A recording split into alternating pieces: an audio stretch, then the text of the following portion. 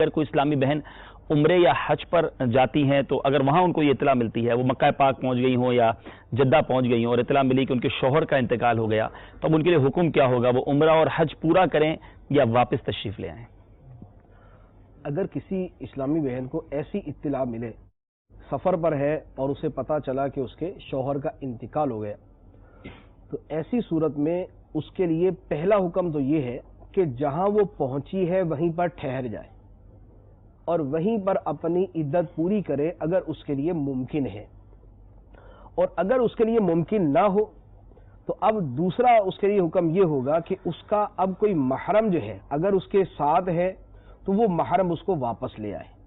اور اگر کوئی محرم اس کے ساتھ نہیں ہے تو جو اس کا وطن اصلی ہے جہاں سے وہ چلی اپنے شوہر کے ساتھ،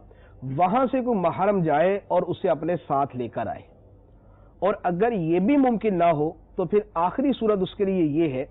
کہ وہ عورتوں کے کسی گروپ کے اندر شامل ہو جائے اور انہی کے ساتھ جو ہے وہ واپسی کا سفر کر لے۔ تو ان کاموں میں سے بالترتیب جو ہے نا یہ کام کیے جائیں گے کہ اولاً وہیں ٹھہر کر عدت پوری کرے، نہ ہو سکے تو اس کا محرم اس کے ساتھ ہے اگر کوئی تو اس کے ساتھ واپس آ جائے،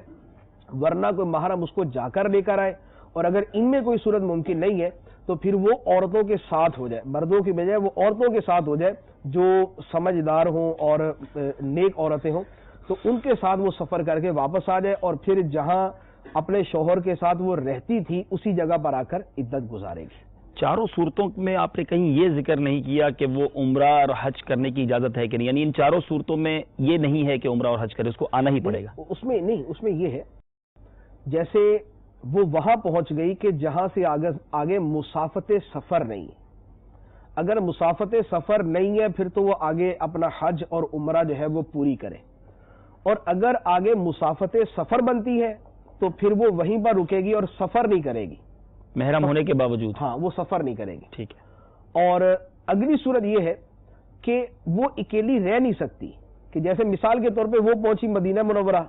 اب اس کا سارا قافلہ ہی آگے حج پہ چلا جائے گا اور یہ اکیلی پیچھے رہ نہیں سکتی، تو اب یہ پھر اپنے قافلے کے ساتھ اپنے سفر کو جاری رکھے، اور فی زمانہ تقریباً اگر ایسی کوئی صورت آئے گی تو غالباً یہی صورت اسے اختیار کرنی پڑے گی کہ وہ اپنے قافلے کے ساتھ سفر کو جاری رکھے۔